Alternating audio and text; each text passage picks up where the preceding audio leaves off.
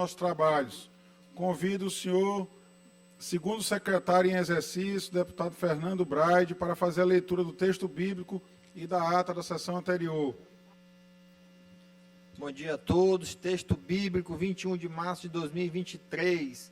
Lâmpada para os meus pés é a tua palavra e luz para o meu caminho. Salmos 119 e 105.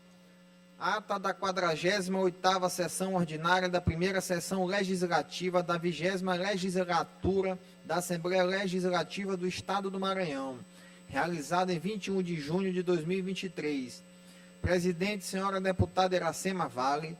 Primeiro secretário em exercício, deputado Júlio Mendonça. Segundo secretário em exercício, senhor deputado Fernando Braide.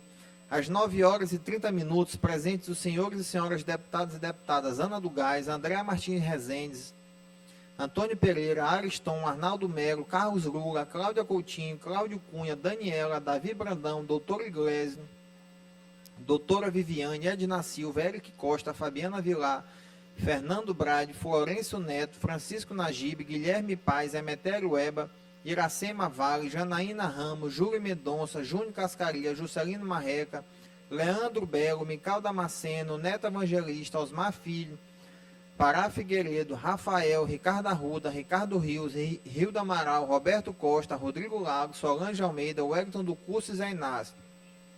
Ausentes os senhores e senhoras deputados e deputadas Aloysio Santos, Glauber Coutrin e Júnior França. A presidente, em nome do povo e invocando a proteção de Deus, declarou aberta a sessão, determinando a leitura do texto bíblico e da ata da sessão anterior, que foi aprovada, e do expediente, que foi encaminhado à publicação. No horário do pequeno expediente, ocuparam a tribuna os senhores e senhoras deputados e deputadas Cláudio Cunha, Janaína Ramos, Júlio Mendonça, doutora Viviane, Rafael, doutor Iglesias e Wellington do Curso. Esgotado o tempo regimental destinado a este turno dos trabalhos, o presidente em exercício, deputado Fernando Braide, declarou aberta a ordem do dia, anunciando a discussão e votação em primeiro turno, tramitação ordinária, os projetos de lei número 94/2023, de autoria do deputado Fernando Braide, 129/2023, de autoria do deputado Cláudio Cunha, 235/2023, de autoria do deputado Leandro Belo, 132/2023, de autoria do deputado Cláudio Cunha, 165/2023, de autoria da deputada Iracema Vale, e o projeto de lei número 359/2023, de autoria do deputado Rodrigo Lago. Com parecer favorável das competentes comissões técnicas, estes projetos foram aprovados e encaminhados ao segundo turno de votação. O projeto de lei número 6/2023, de autoria do deputado doutor Iglesias, foi retirado a pedido do autor. Em primeiro e segundo turnos, regime de urgência, foram submetidos à deliberação do plenário os projetos de resolução legislativa números 45/2023, de autoria da deputada Mical Damasceno, 46/2023, de autoria da deputada Mical Damasceno, 42/2023, de autoria do deputado Júlio Mendonça, com parecer favorável da Comissão de Constituição, Justiça e Cidadania, estes projetos de resolução legislativas foram aprovados e encaminhados à promulgação, exceto este último encaminhado à redação final devido ao acolhimento ao substitutivo. Em único turno, votação nominal, foram votados em blocos os vetos totais aos projetos de lei número 479/2019, de autoria do deputado Duarte Júnior, 505/2019, de autoria do deputado Adelmo Soares, 586/2019, de autoria do deputado Duarte Júnior, 49/2020, de autoria do deputado Adriano, 36/2020, de autoria do deputado Duarte Júnior, 158/2020, de autoria do deputado doutor Iglesias, 235/2020, de autoria do deputado doutor Iglesias, com pareceres da Comissão de Constituição, Justiça e Cidadania favoráveis à manutenção dos vetos. Estes foram mantidos por 25 votos não, conforme relação nominal disponível em painel eletrônico. Comunique-se ao governador do Estado. Os vetos totais aos projetos de leis número 138/2019, de autoria do deputado Carlinhos Florencio, 561/2019, de autoria do deputado Zé Inácio, e o projeto de lei número 611/2019, de autoria do deputado Dr. Wellington, foram retirados a pedido dos autores. No primeiro horário do grande expediente, não houve orador inscrito. No tempo destinado aos partidos ou blocos, o deputado Ricardo Arruda falou pelo Bloco Parlamentar Unidos pelo Maranhão.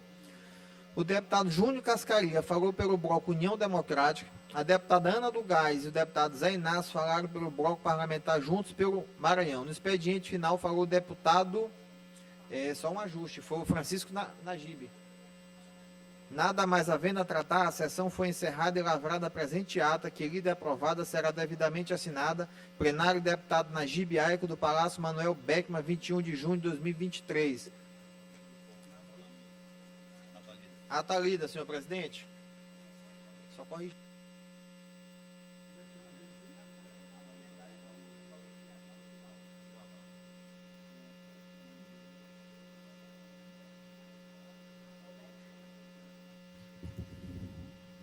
Ata lida, impugnada pelo segundo secretário em exercício, deputado Fernando Braide. Para pequena correção, no expediente final, falou o deputado Francisco Nagibe. Eu peço à diretoria da mesa que faça a devida retificação antes da publicação. Não haver nenhuma outra impugnação, ata aprovada. Concedo a palavra à primeira secretária em exercício, deputada Andréia Martins Rezende, para fazer a leitura do expediente. Matéria para a leitura. 50ª sessão ordinária, 21/6/2023, quarta-feira.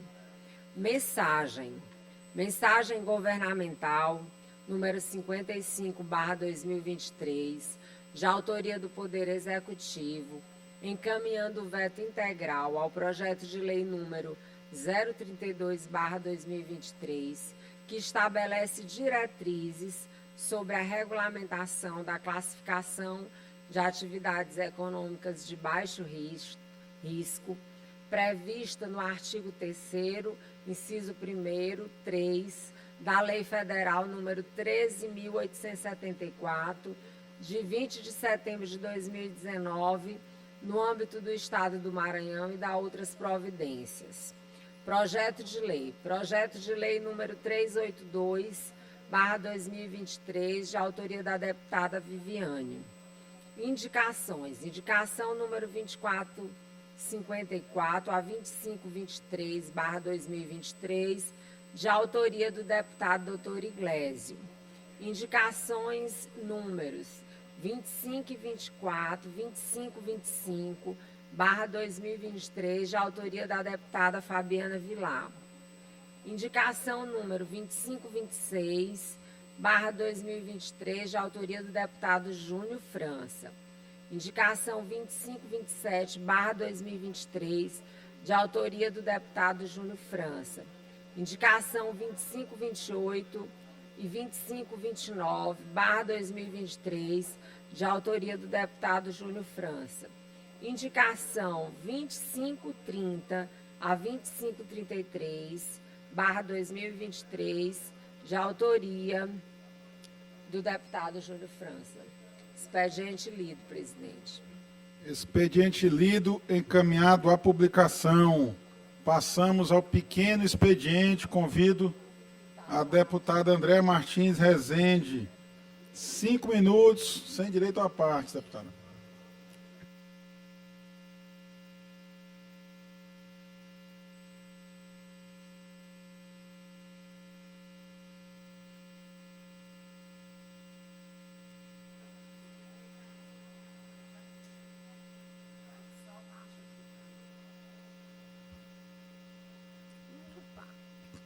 Puxa um pouco. Não vai, né? Não, aqui, ó. Um bom dia a todos e a todas. Quero iniciar cumprimentando nosso presidente, Rodrigo Lago, em exercício. Cumprimentar a todos os colegas e internautas, os amigos da imprensa, os telespectadores da TV Assembleia, enfim, cumprimentar o povo do Maranhão. O motivo que me faz subir a essa tribuna hoje é um convite ao seminário de políticas públicas voltadas à pessoa com deficiência, no estado do Maranhão e em seus municípios. Seminário esse que é proposto pelo presidente da Comissão de Direitos da Pessoa com Deficiência da Câmara Federal, o caríssimo deputado Márcio Gerri, e que será realizado no dia 23 de junho, sexta-feira próxima, no auditório Neiva Moreira, no complexo de comunicação desta casa. De antemão, já agradeço a nossa presidente Iracema Vale por ter proporcionado a realização deste evento totalmente a contento e com todas as condições necessárias para a boa realização. O objetivo do evento, meus amigos, é propor ações concretas que possam melhorar a qualidade de vida da nossa população. Nós sabemos que muitos avanços já foram alcançados no que diz respeito à pessoa com deficiência. Mas, apesar disso, ainda é gigantesca a lista de desafios que precisam ser enfrentados. E é por isso que precisamos realizar esses eventos. Precisamos realizar para que possamos discutir, para que possamos ouvir especialistas, para que possamos ouvir pessoas de organizações não governamentais e assim tirarmos as conclusões necessárias para que as ações sejam concretas, para que as ações sejam efetivas e para que as políticas públicas possam ser eficientes e abrangentes. Esse seminário, ele vai acontecer de forma muito especial. Nós teremos a presença de especialistas que vão trazer boas ações, boas indicações que já estão sendo realizadas em outros lugares. E estas servirão de estimulação, de intuição, para que a gente aqui também possa promover essas ações e possa promover essas políticas públicas. Então, eu agradeço muito.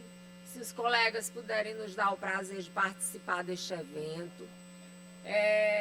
Peço a Deus que todos nós estejamos com saúde e que possamos ser por Ele motivados para que a gente vá e para que a gente dê a nossa opinião e que a gente participe do diálogo e para que a gente possa fazer um momento produtivo e rico e que possa trazer muitos avanços no que diz respeito às políticas públicas de interesse para as pessoas com deficiência. Era só isso. Um forte abraço a todos e fiquem todos com Deus. Deputada André, eu só pediria que Vossa Excelência repetisse o horário, local, o dia, né, sexta-feira, para que a gente reforce o convite aos colegas deputados e também a toda a sociedade maranhense que assim, desejando participar, já se sinta convidada. Reforço esse convite em especial a Vossa Excelência. Estarei presente. Será na sexta-feira, dia 23, sexta próxima, a partir das 8 horas, no auditório Neiva Moreira, no nosso complexo de comunicação. Pois então está reforçado o convite a todos. Na sexta-feira, a partir das 8 horas, no auditório do complexo de comunicação, um seminário sobre a acessibilidade, né? A parabenizar, obviamente, a deputada Andréa Martins Rezende por fazer essa mobilização, trazer a esta casa o Congresso Nacional, uma vez que estará aqui presentes representantes da Comissão da Câmara dos Deputados, né? Acho que é presidida pelo deputado Márcio Gerri. Então, a Assembleia abrindo as suas portas para receber o Congresso Nacional, debater temas que podem ser, digamos, de competência nossa aqui da Assembleia do Estado do Maranhão, mas também que possam ser levados ao Congresso Nacional. Deputado André, eu queria lhe parabenizar, Vossa Excelência, acima do mandato, é também como uma pessoa, um exemplo de superação. Vossa Excelência que passou por tudo que passou estar aqui presente com a força, com o vigor, com a energia, defendendo essa causa, defendendo realmente, e sendo, eu tenho certeza disso, não só como defensor da causa, como inspiração para muitos brasileiros, brasileiras, muitos maranhenses que atravessam problemas parecidos e que, ao enxergar Vossa Excelência na tribuna dessa casa, defendendo com vigor e energia a sua causa também, possam também se inspirar e saber que há, sim, um futuro a ser vencido, obviamente, com a ajuda, com o apoio do poder público, e essa que é a missão de nosso mandato. Meus parabéns, receba aqui o meu reconhecimento da sua luta.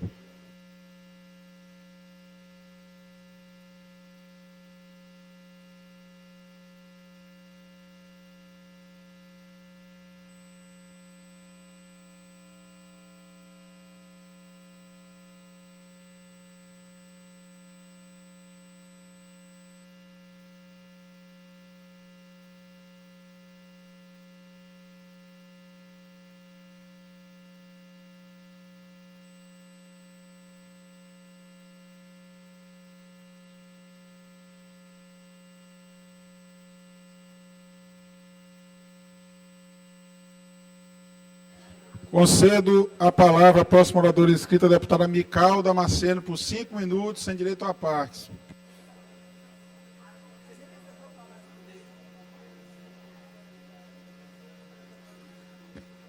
A Deus seja a glória. Senhor presidente, mesa diretora, deputados e deputadas, satisfação mais uma vez estar aqui nesta tribuna, nossos amigos da imprensa, funcionários da casa. Eu quero aqui fazer um convite aos nobres deputados e a todas as pessoas que estão nos ouvindo neste momento. Hoje vai acontecer às 14 horas a sessão solene alusiva ao Dia do Capelão. E eu quero convidar as minhas colegas deputadas que estão aqui, se puderem estarem presentes, os deputados, a valorização, o reconhecimento do capelão voluntário, daquelas pessoas que vão às penitenciárias, às escolas e assim a vários departamentos públicos e privados, levar uma palavra de força espiritual e também ajudando muito no social, assim como eles têm feito. E nós queremos aqui honrar esses capelães. Eles vão aproveitar também o momento para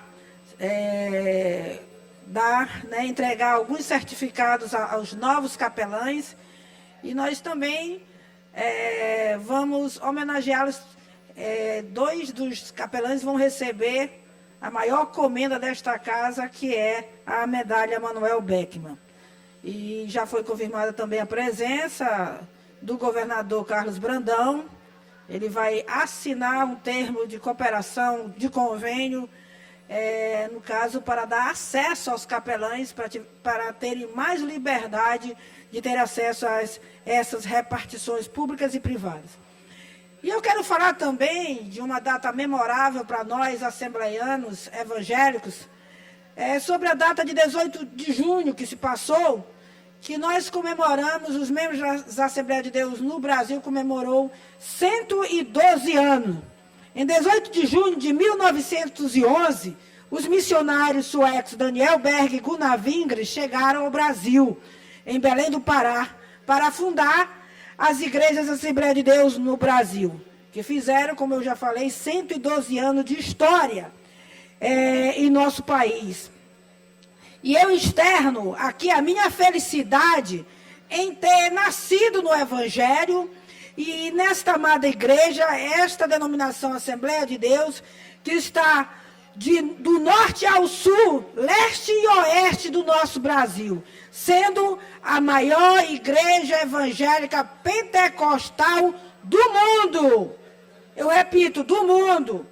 E todos sabem da minha paixão por essa denominação. Afinal, eu faço parte do projeto político das Assembleias de Deus no Maranhão. É muito gratificante ser membro de uma igreja que há mais de um século tem impactado positivamente a vida do povo brasileiro. Por quê, meus caros?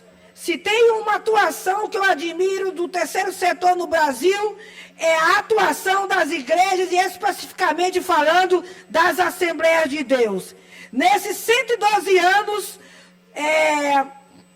no Brasil, além de estarmos aqui para levar vidas a conhecerem e se aproximarem do Deus vivo, além de fazer um trabalho evangelístico e espiritual que tem levado a se render aos pés de Jesus, é indiscutível o trabalho social e de ressocialização que as igrejas evangélicas da Assembleia de Deus possuem no Brasil. Deputada Andréa Rezende, eu preciso aqui reconhecer que muitas vezes onde o Estado não consegue chegar, onde o Estado não consegue ir, lá está uma igrejinha azul servindo, cuidando e restaurando vidas. Existem muitos estudos que comprovam a eficácia, a eficiência da atuação das igrejas. Por exemplo, na ressocialização dos dependentes químicos, com suas casas de recuperação e trabalho,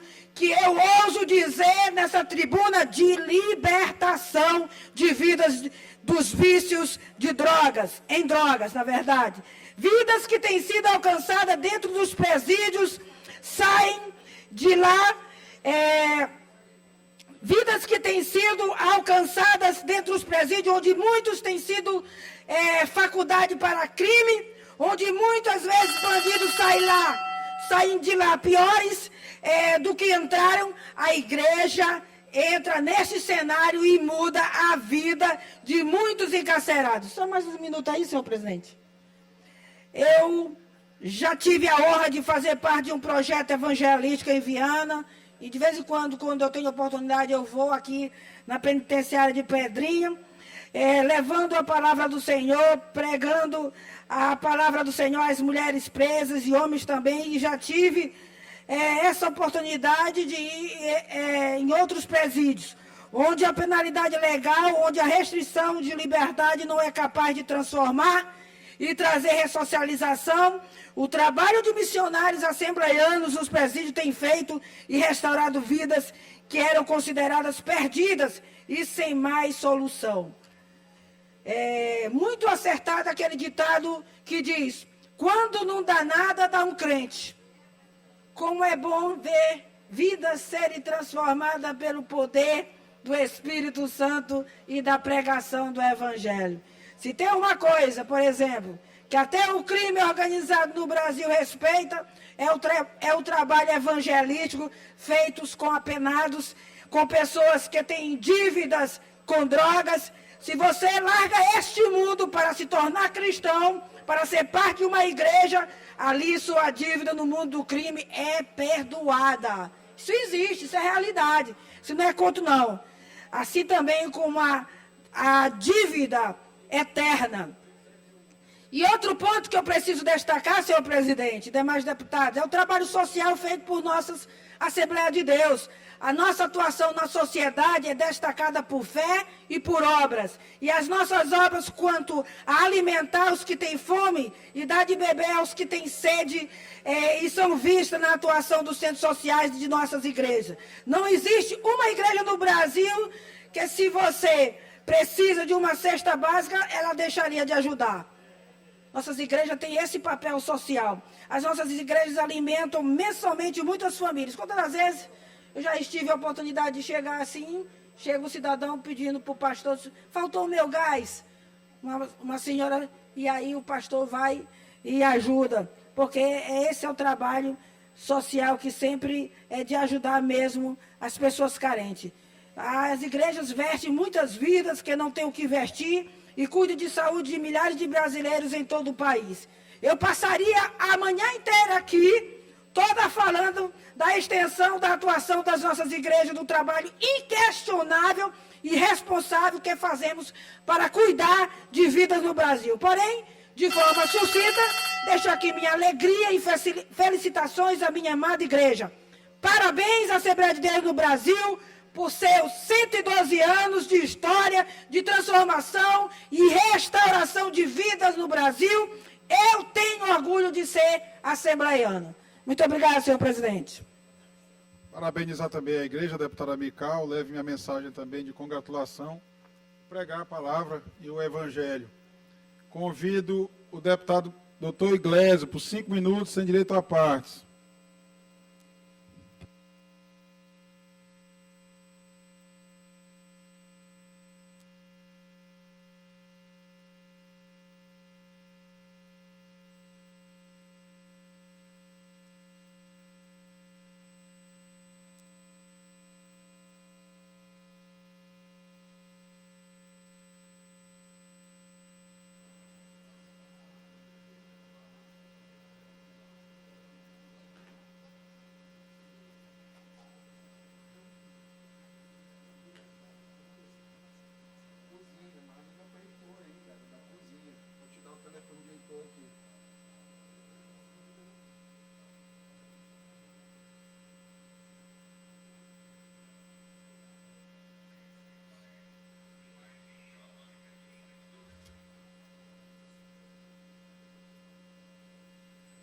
Cadê a...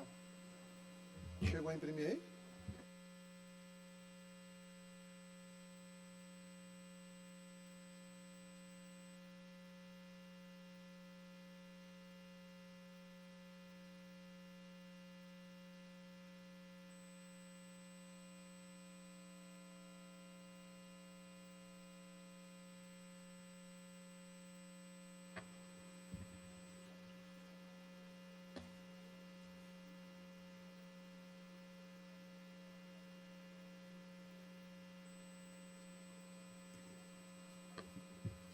Bom dia a todos, senhoras e senhores. Eu subo à tribuna hoje para fazer um desagravo em relação à administração aqui do meu amigo Edésio, de Turiaçu. E subo com a tranquilidade de quem não foi nem votado em Turiaçu. Tive 100 votos em Turiaçu. Fui votado em 2018, diga-se de passagem. Porém, é inegável o que tem acontecido dentro do município em termos de avanços mesmo, principalmente no setor de infraestrutura, pagamentos, que deu uma grande melhorada, pagamentos a professores, uma série de coisas. Claro que não dá para se resolver o problema do município em 2 anos. Nenhum município consegue.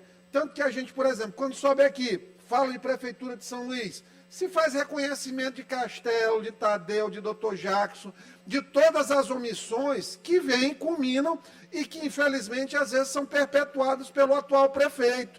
Mas a gente sabe que os problemas eles não são só apenas de agora.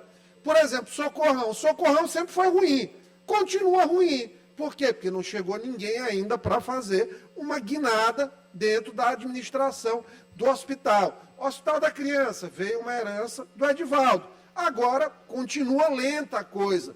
E a perspectiva não é muito boa, por quê? Porque não vão aumentar a quantidade de leitos. O hospital vai continuar com 104 leitos. Então, vai resolver o problema de superlotação? Não vai. Vai apenas melhorar a ambiência da coisa, a qualidade da hotelaria. Então, o prefeito Edésio, ele tem sido criticado aqui nessa Assembleia. Ontem trouxeram uma fake news absurda, porque, claro, a gente tem que ver que os interesses políticos, eles, quando são contrariados, é uma coisa grave, que acontece muitas vezes. Eles reagem de maneira desproporcional e com mentiras. Eu mesmo fui vítima essa semana de plantação da FMF no Jornal Pequeno, e ontem trouxe aqui a tribuna desmontando esses factoides aí que foram publicados no tal do Dr. Peta. Então, olha, chegaram aqui com a ideia de que o prefeito Turiaçu não paga piso para os professores. Paga. Volta para aquela mesma situação. O pessoal quer que seja aplicado ajuste linear, reajuste linear toda vez. E não, às vezes não consegue elevar. Por quê? Porque já recebe o piso. Em relação a vigilante, depois das 10 da noite, não tem adicional noturno. Está aqui, não tem como cobrar. Ou seja, uma série de mentiras que foram criadas. Hoje o presidente desse sindicato, principalmente esse sindicato professor desses servidores de Turiaçu, chama Sintete, chama Emerson, o representante, passou 10 anos na folha da prefeitura, do ex-prefeito, Umbelino, morando em São Luís, portanto, O que chega até nós é que não trabalhava, a informação que foi me passada com os documentos é que não trabalhava, foi chamado no recadastramento da prefeitura. Toda a prefeitura tem que fazer isso mesmo, a prefeitura de São Luís já fez, a prefeitura de Ribamar já fez, até a prefeita de Passos, que a gente sabe que tem uma dificuldade grande administrativa, ela não deixou de fazer isso, e o prefeito de Turiaçu não poderia deixar de fazer. Então, chamou, colocou o homem para trabalhar de novo, ganhou o inimigo. Infelizmente, isso acontece, alimentado por uma Câmara de Vereadores que tentaram dar um golpe no prefeito. Ele quer se manter agora num cenário de não depender da Câmara e está passando por essa dificuldade. Fato é que problemas em Turiaçu existem, vicinais ainda tem problema, no período de chuva difícil de consertar, mas pelo menos hoje lá tem um prefeito diferente do que antes tinha, que trabalha. Quem vai a Turiaçu hoje, em comparação com o que era antes, que era um lixão a céu aberto a cidade, hoje vê uma cidade num caminho de desenvolvimento. Então, precisava subir aqui à tribuna para fazer esse desagravo em prol da verdade, em prol da restituição, de fato, das coisas como devem ser, claras, justas, honestas. A administração não é perfeita, ninguém é perfeito, nem quem fala é perfeito, perfeito só existe um lá em cima. Portanto, mas o bom senso, a boa vontade, o trabalho dedicado, isso é inegável. Turiaçu tem um grande prefeito comparado aí com a maioria gigantesca aí dos municípios do Maranhão. Então, nesse pequeno expediente, eu precisava fazer esse desagravo, volto no tempo dos partidos.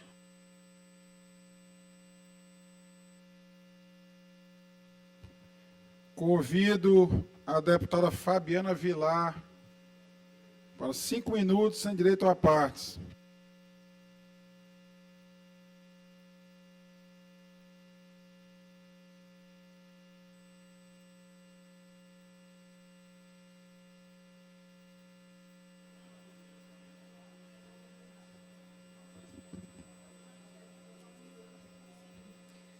Bom dia, senhor presidente. Bom dia, deputados, deputadas, jornalistas que nos acompanham aqui, a toda a imprensa, internautas que estão pela TV Assembleia. Eu subo hoje aqui nessa tribuna e sempre que eu faço uso aqui nessa tribuna, eu faço a reflexão daqueles que as vozes às vezes não são escutadas. E eu sempre digo aos meus eleitores que enquanto Deus me permitir viver esse mandato, eu usarei essa tribuna para ser a voz daqueles que precisam ser ouvidos aqui no Maranhão. E hoje eu venho aqui para fazer um relato de várias denúncias que tenho recebido. Ontem, durante a nossa sessão, eu recebi 3 ligações de 3 secretários de saúde, que eu não vou mencionar aqui o nome, mas todos eles relatando o mesmo descaso, né, uma preocupação que acomete a todos que precisam usar o transporte de ferryboat. Eu recebi denúncias de que está sendo limitado o número de ambulâncias por viagens ao número de 2 ambulâncias. E aí eu chamo a atenção dos demais colegas que estão aqui ouvindo, nosso amigo Cláudio Cunha, que não está no plenário, mas que é um lutador da causa do transporte de ferryboat, que nós possamos solicitar ao Ministério Público, solicitar ao PROCON, solicitar aos órgãos responsáveis por esse tipo de transporte que nos passe esclarecimentos sobre essas denúncias que estão sendo feitas. Por que a limitação de 2 ambulâncias por viagem? Quer dizer que agora a gente vai escolher quem vive e quem morre? Se tiver 5 ambulâncias lá na fila do ferryboat, vai passar as 2 que chegaram primeiro. E as outras 3 que fiquem lá 2, 3 horas esperando um ferry chegar para que elas possam atravessar. E aí eu me pergunto, ontem ao receber essas denúncias, indaguei aos secretários de saúde dos municípios que me procuraram, e aí me levantou a possibilidade, será que essa restrição ao número de 2 ambulâncias, será que ela tem a ver com a Lei 9.926 de 2013? Eu tenho ela aqui impressa. E essa lei, ela isenta o pagamento de tarifas de embarque de ambulâncias que pertencem ao Estado do Maranhão e aos municípios que utilizam o transporte hidroviário para transportar seus pacientes que necessitam de tratamento de saúde. Será que essa lei está motivando essa restrição ao número de 2 ambulâncias por ferryboat? E aqui eu peço ao PROCON, porque isso é direito do consumidor, eu peço ao Ministério Público, eu peço à Secretaria de Saúde do município e eu peço à EMAP que se pronuncie e nos dê esclarecimentos sobre esses fatos que estão acontecendo. Além das ambulâncias, há relatos das vans que fazem transporte de TFD, o tratamento fora do domicílio. Essas vans estão sendo cobradas tarifas distintas. Quando a travessia é São Luís-Cujupe é um valor, quando é Cujupe-São Luís é outro valor. Inclusive, eu recebi a cópia das passagens pagas. E aqui eu digo que nós precisamos de esclarecimentos sobre a diferença na cobrança dessas tarifas. Outro ponto levantado também em relação ao transporte de TFD, que estão querendo cobrar a passagem dos pacientes que vêm dentro da van. E eu reitero aqui a necessidade de explicações, são denúncias sérias, denúncias que nós recebemos e que nós precisamos apurar. E eu exijo aqui do Ministério Público que tome providências, porque são mais de 50 municípios, são mais de 2 milhões de habitantes que vivem naquela região do Alto e Baixo Turi, do litoral ocidental, da Baixada. São muitas pessoas que precisam do transporte de ferryboat aqui no estado do Maranhão. E a saúde é coisa séria, com saúde não se brinca, e nós precisamos esclarecer. A população está pedindo esclarecimentos e eu estou aqui para ser a voz daquela região que cobra por esclarecimentos. Deixo aqui o meu registro de indignação. Como usuária do transporte de ferryboat, eu preciso de esclarecimentos quanto à cobrança dessas tarifas. A tabela, não tem tabela, estão cobrando o que vem na cabeça. Olha o carro, olha o número de passageiros e ali diz quanto é que vai cobrar a passagem. Não, não é assim. Nós precisamos ter parâmetros, nós precisamos ter uma tabela de valores, nós precisamos ter um serviço sério e regulamentado. Era isso que eu tinha para hoje. Obrigada, presidente, pela oportunidade.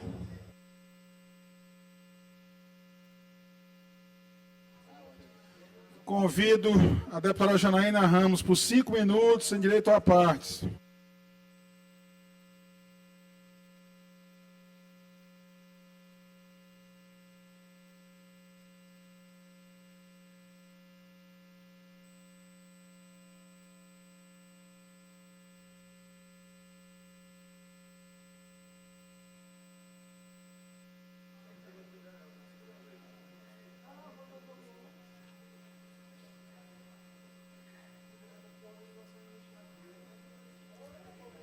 Bom dia a todos, colegas deputados, deputadas, a imprensa aqui presente, quem nos acompanha pelas redes sociais, pelo Instagram, TV Assembleia, Galeria, presidente, deputado Rodrigo Lago, mesa diretora.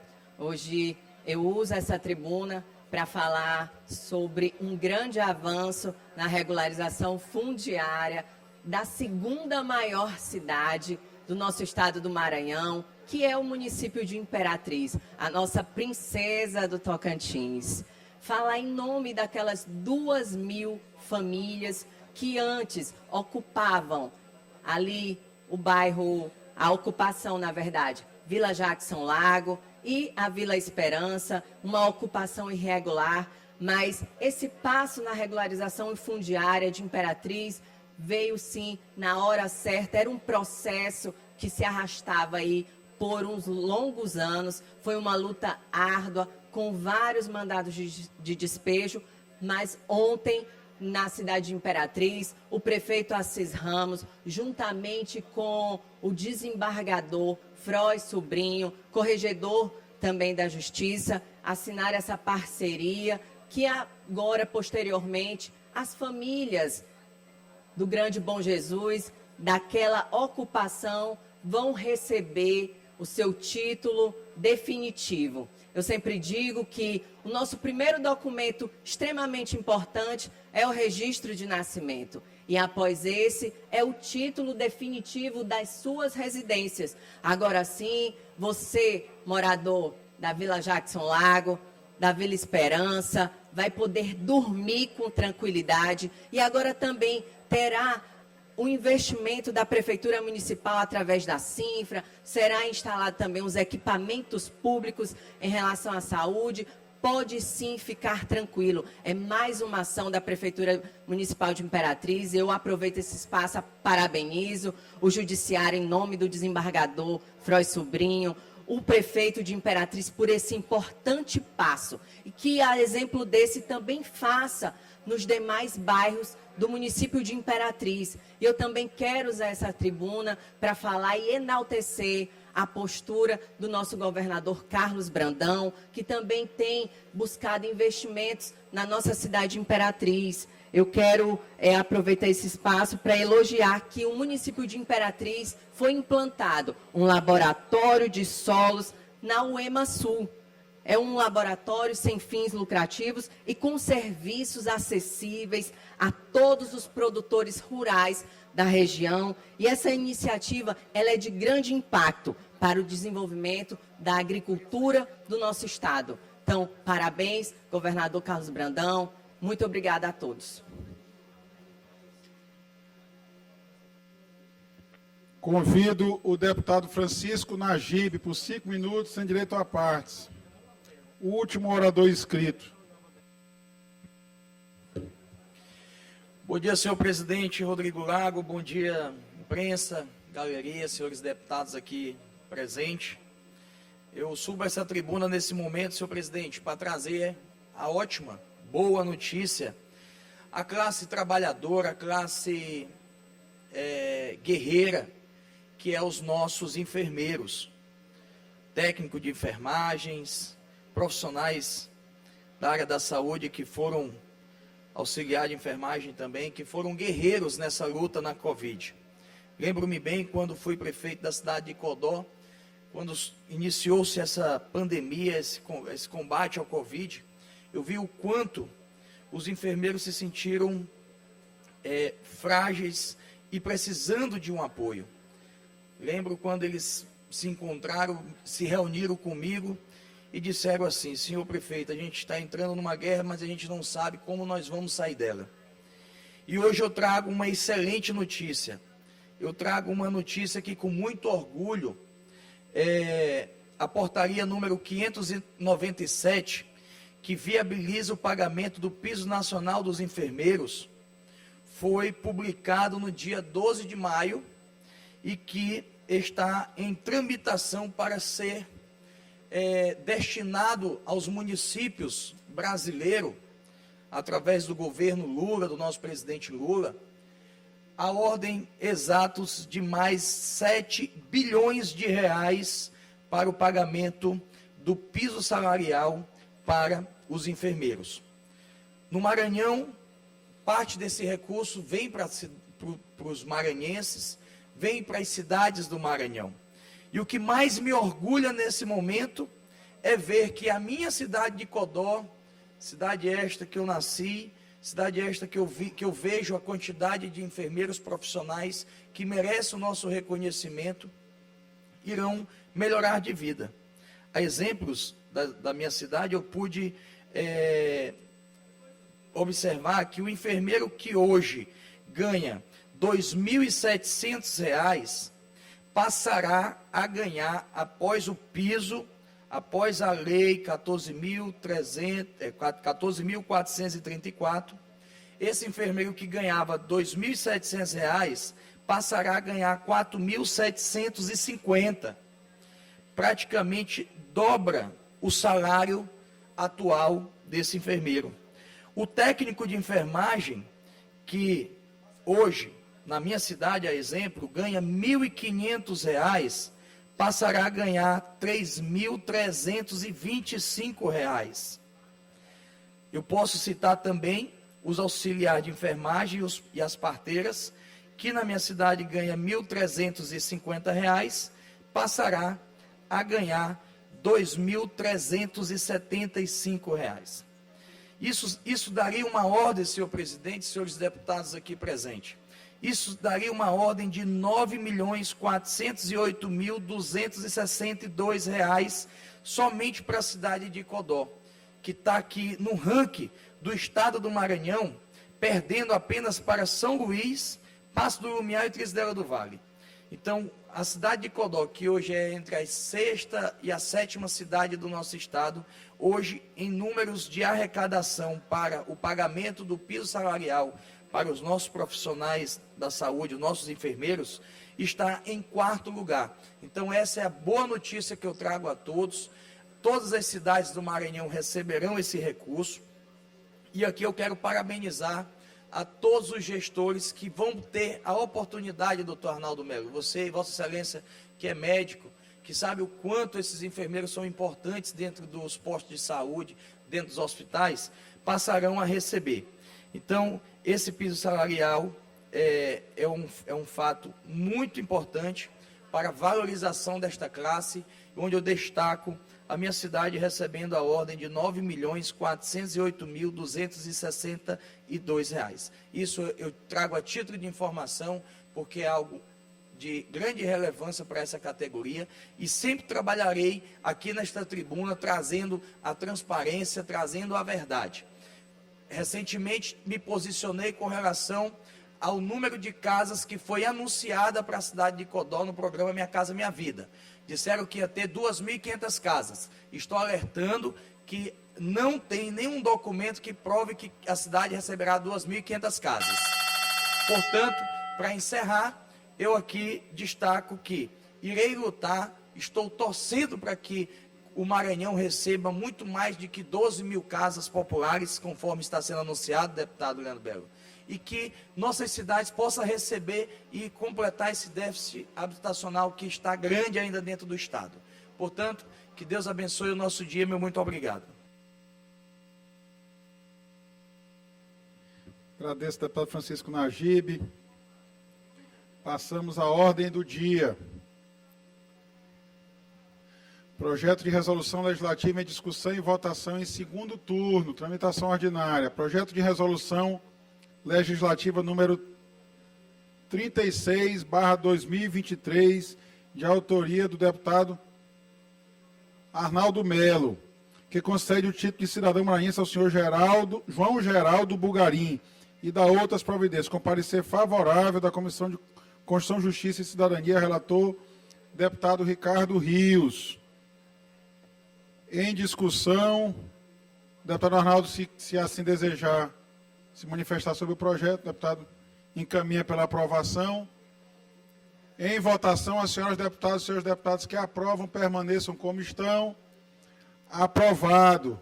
Vai à promulgação.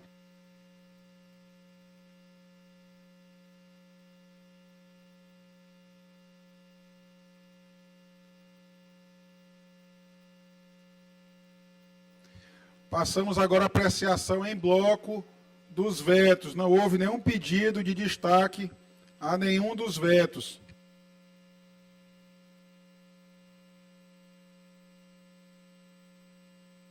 Vou fazer a leitura de todos os vetos que serão votados em bloco. Veto integral ao projeto de lei número 619/2019, de autoria do deputado Wellington do Curso.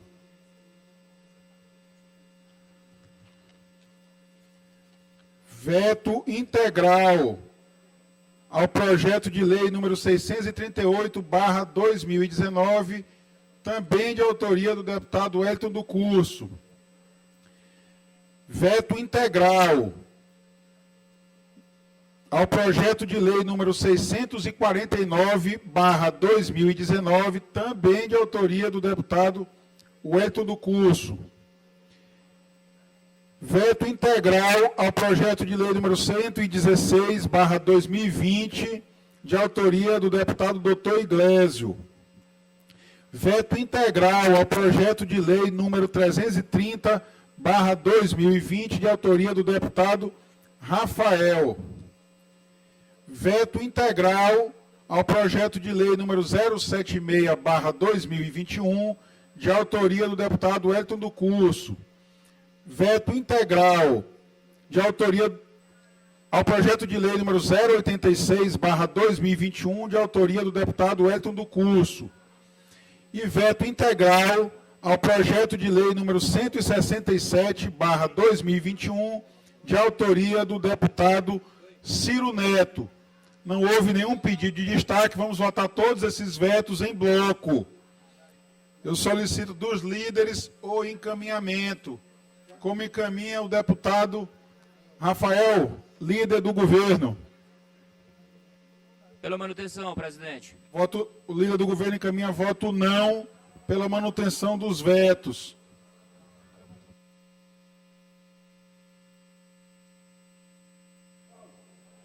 Não havendo mais encaminhamento por parte de nenhum líder, nenhum vice-líder, fica o encaminhamento do líder do governo pelo voto não, pela manutenção do veto.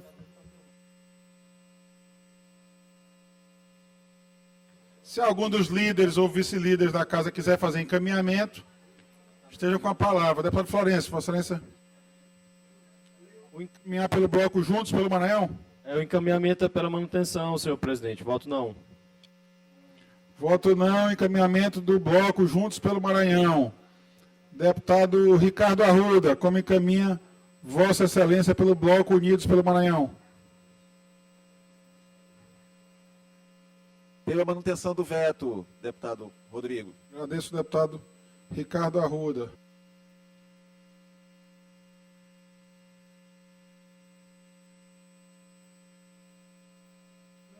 Deputado Leandro Belo. Deputado Leandro Belo, como encaminha Vossa Excelência nos vetos? O líder do governo e os demais líderes encaminharam voto não pela manutenção dos vetos. Manutenção do veto, presidente.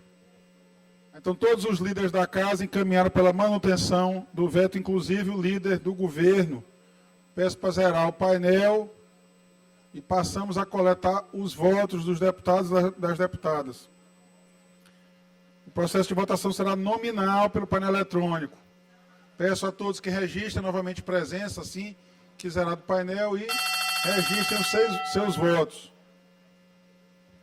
Esclarecendo que o voto sim rejeita o veto, os vetos, e o voto não mantém os vetos. Essa foi a orientação dos líderes da casa.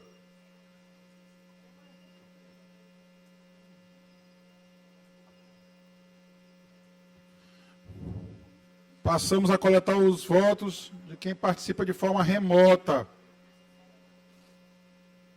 Deputado Wellington do Curso, como vota Vossa Excelência? Deputado Emetério Eba, como vota Vossa Excelência?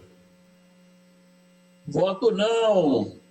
Registrado o voto, deputado Emetério Eba, voto não. Deputado Aloysio, como vota Vossa Excelência?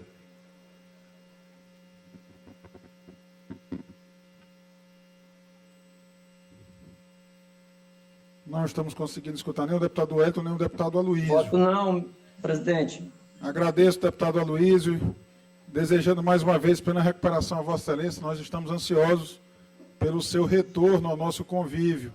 Que Deus lhe abençoe. Obrigado, presidente.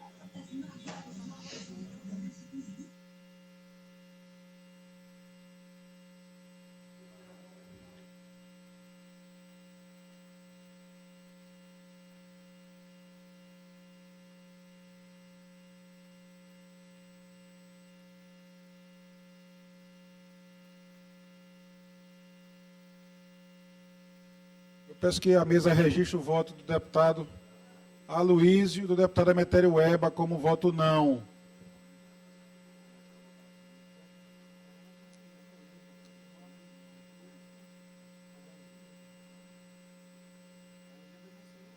O deputado Salão já votou. Tem que registrar Aloysio e... Aloysio Santos, vota não.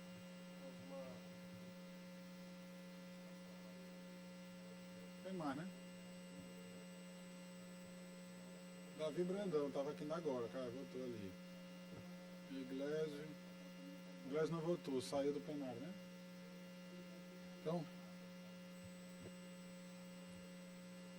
não havendo mais nenhuma manifestação de voto, vou encerrar a votação em 1 minuto.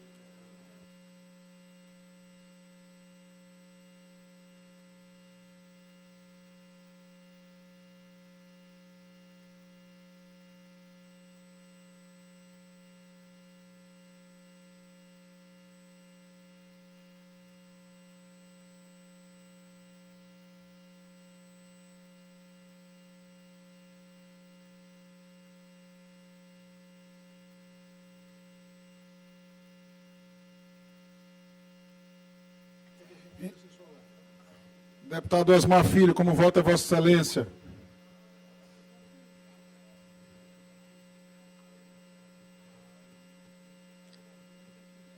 Deputado Osmar Filho, como vota Vossa Excelência?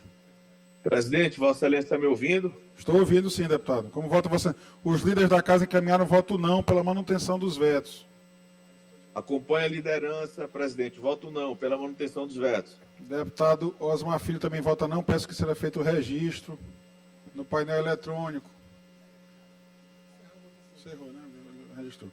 Encerrada a votação por 26 votos não, mantidos os vetos, uma abstenção. Comunique-se ao senhor governador. Requerimento sujeito à deliberação do plenário.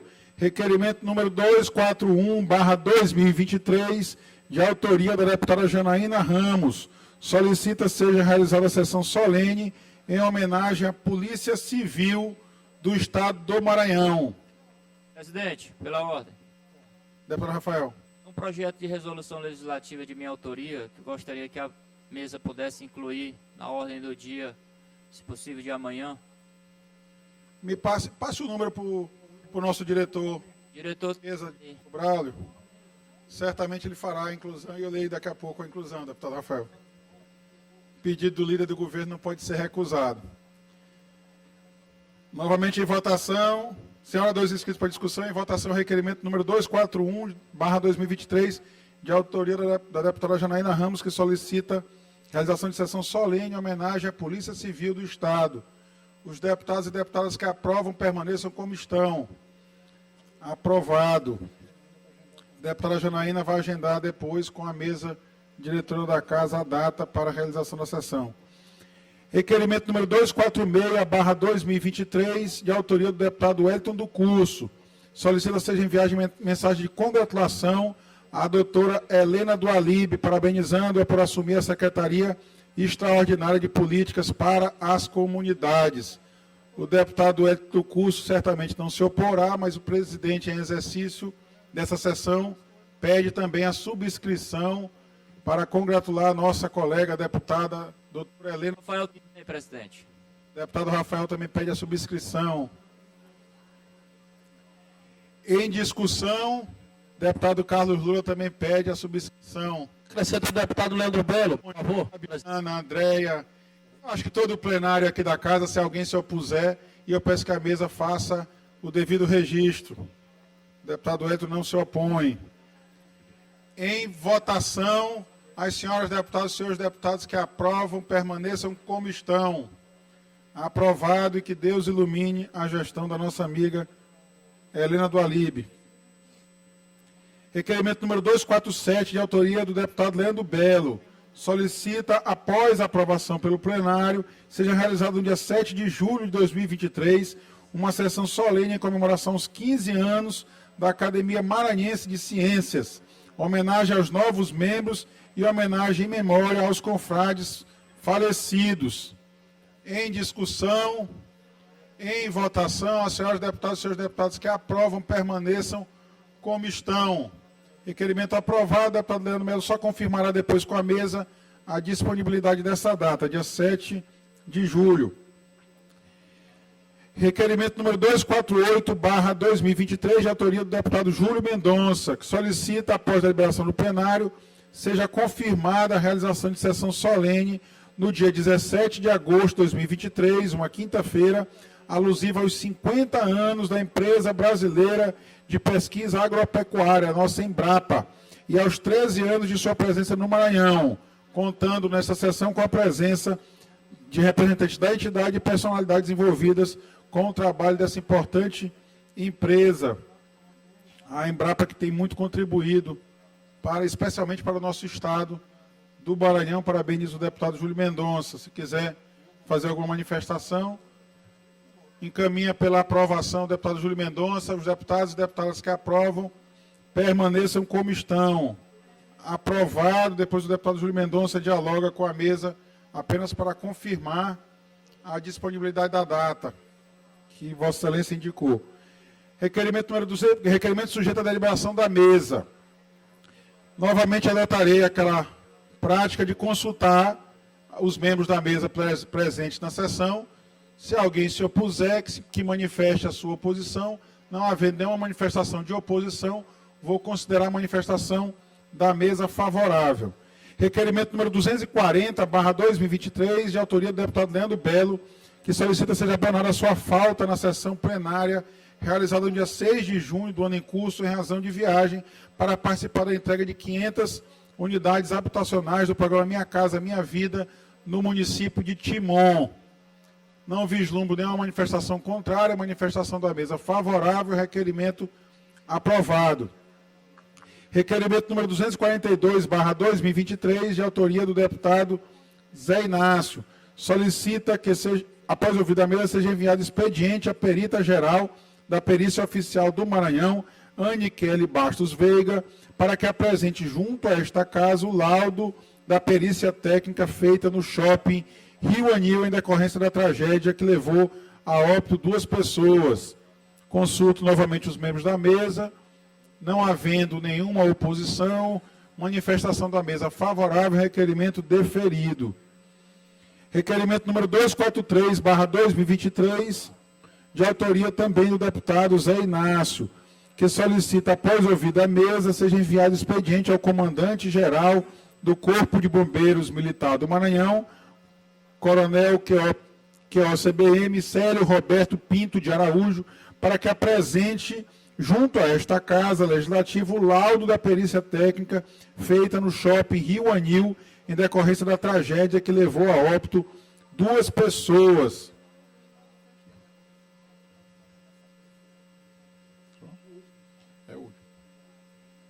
Não havendo nenhuma objeção dos demais membros da mesa, considero também manifestação favorável, requerimento deferido.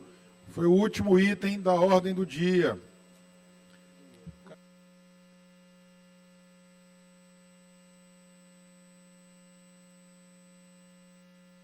Deputado Rafael, o nosso diretor Braulio está esclarecendo que Vossa Excelência pediu para incluir na ordem do dia da sessão de terça-feira, é isso? Tá, então confirmado, por isso não vou incluir na ordem. Seu pedido já estava deferido. Mas considerando sua demanda aqui, vamos propor amanhã que a nossa presidente inclua na ordem do dia de terça-feira. Tá. Nos termos do regimento interno, determina a inclusão na ordem do dia da sessão ordinária de quinta-feira, dia 22 de junho de 2023, das seguintes proposições. Projeto de lei em segundo turno. Projeto de lei número 143/2023, de autoria da deputada Iracema Vale. Projeto de lei número 359/2023, de autoria do deputado Rodrigo Lago. Projeto de lei em primeiro turno.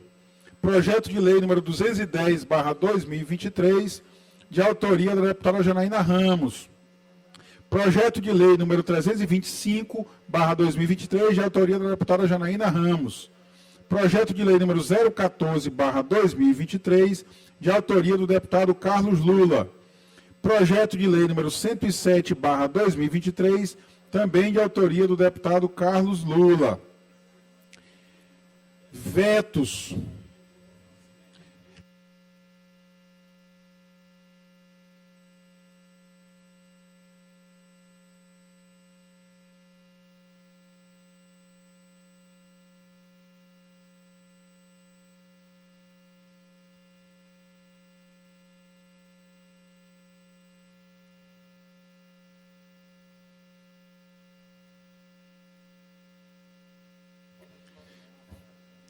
Vetos totais aos projetos de lei Veto total ao projeto de lei número 226/2021, de autoria da deputada Mical Damasceno.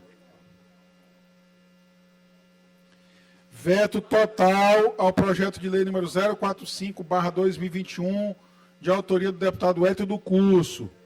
Veto total ao projeto de lei número 050/2021, de autoria do deputado doutor Iglesio.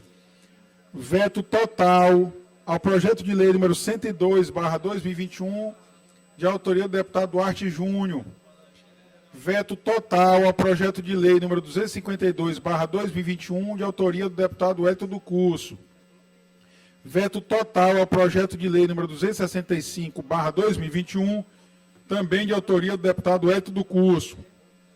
Veto total ao projeto de lei número 311/2021, de autoria da deputada doutora Helena do Alibe.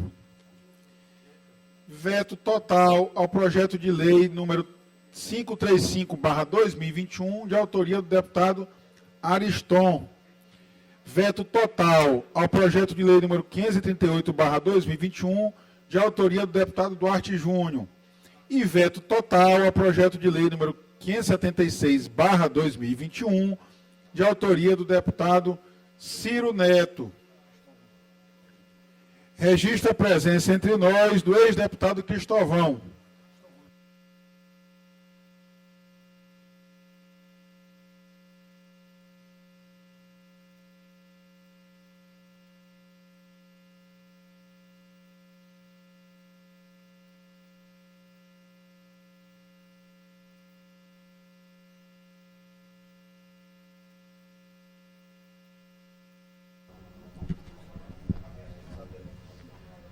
Não há primeiro orador inscrito no grande expediente, passamos ao tempo dos blocos. Pelo bloco parlamentar Juntos pelo Maranhão, convido o deputado doutor Iglesio por 15 minutos, com direito a partes. Ah, Iglesio está aí.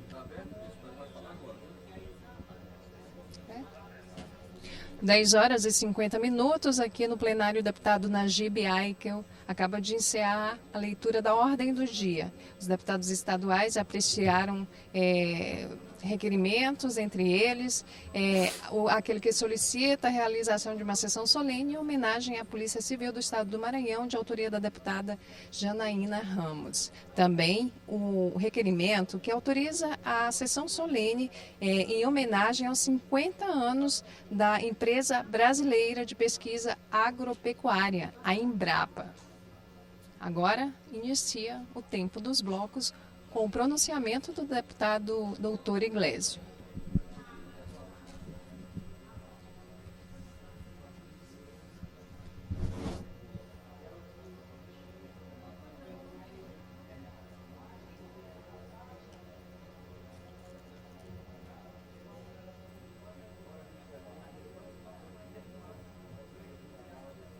Bom dia, senhoras e senhores. De volta aqui à tribuna. Não poderia deixar de comentar o absurdo que aconteceu muito recentemente. Na verdade, a notícia foi colocada ontem, em relação à agressão de uma policial civil, 53 anos de idade, foi fazer, deputado Daniela, Vossa Excelência ainda está procuradora da mulher, acho que é importantíssimo procurar essa policial, inclusive para deixar à disposição a Casa do Povo aqui para ela, foi agredida num curso de formação no Ceará. O autor da agressão teria sido um cabo policial militar da PM do estado de Tocantins. Não me permitiram aqui colocar as imagens. As pessoas estão no TikTok aí de biquíni, mostrando a bunda, em situações muito mais vexatórias. Está no Metrópolis, inclusive, Portal Nacional, está no UOL, mas não pode vir aqui para o telão da Assembleia Legislativa por conta da censura prévia que aconteceu da mesa. E não é colocado por nenhum tipo de sensacionalismo, ao contrário, se coloca por necessária sensibilização, porque quem não viu a notícia, se tivesse vendo isso aqui agora, não ia conseguir se controlar. A policial civil ficou com as nádegas completamente com hematoma na completude das duas nádegas, de maneira completamente desnecessária. Está num treinamento policial e pegou pauladas. Quem quiser acessar aí o Metrópolis, coloca policial civil agredida no Google Metrópolis, já que a censura prévia da mesa, pela primeira vez em 5 anos, ela funcionou. Né? Uma coisa muito estranha, tendo o fato de que o regimento diz que o parlamentar que sobe é responsável pelas mensagens e a casa é completamente isenta disso. Mas existe agora, hoje, pelo menos, uma censura prévia na casa. Eu espero que tenha sido a última vez, porque eu não vou ficar aqui discutindo, eu vou me focar no tema principal, mas serve para reflexão. Se traz aqui, primeiro, quem tem uma outorga de 42 mil votos, o povo costuma achar que tem responsabilidade para trazer as coisas aqui. Não se está trazendo foto com rosto, nada disso. Infelizmente, ela foi humilhada, violentada, com palmadas fortes, com golpes, com agressões fortes, na região dos glúteos. Uma verdadeira humilhação, deputado Arnaldo. Tive a notícia feliz de que o governador do Ceará já afastou o comandante do curso, o diretor do curso, e encaminhou para providências. Lamentavelmente, isso aqui no final, no máximo, se fosse na justiça comum, ia virar uma lesão corporal leve, porque eles vão dizer que não teve perda de função por mais de 30 dias, e é capaz de um cidadão como esse, inclusive, ficar ainda na corporação. Tentei falar há pouco com o secretário Maurício, acho que ele não viu a mensagem ainda, para saber o que o Maranhão vai fazer em termos de providências para defender esta policial e permitir que ela tenha acesso a todo acolhimento necessário dentro da Polícia Civil do Maranhão. Porque não tem como. A gente manda nossas policiais femininas fazerem cursos fora para voltarem humilhadas de outros estados. Eu, inclusive, conclamo e vou fazer um pedido ao governador Brandão para que se posicione em relação a isso aí.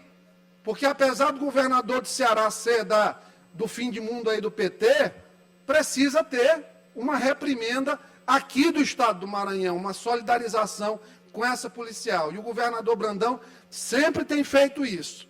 Quando maranhenses são vítimas de violações, ele tem se posicionado.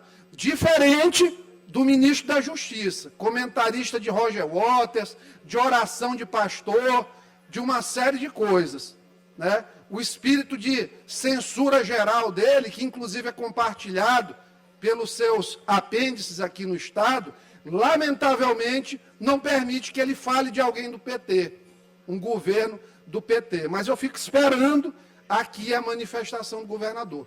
O que eu digo, já passou do tempo, nós temos vários regramentos em defesa de policiais femininas dentro do regramento das corporações militares. Fica agora uma lição para o olhar também dentro da Polícia Civil.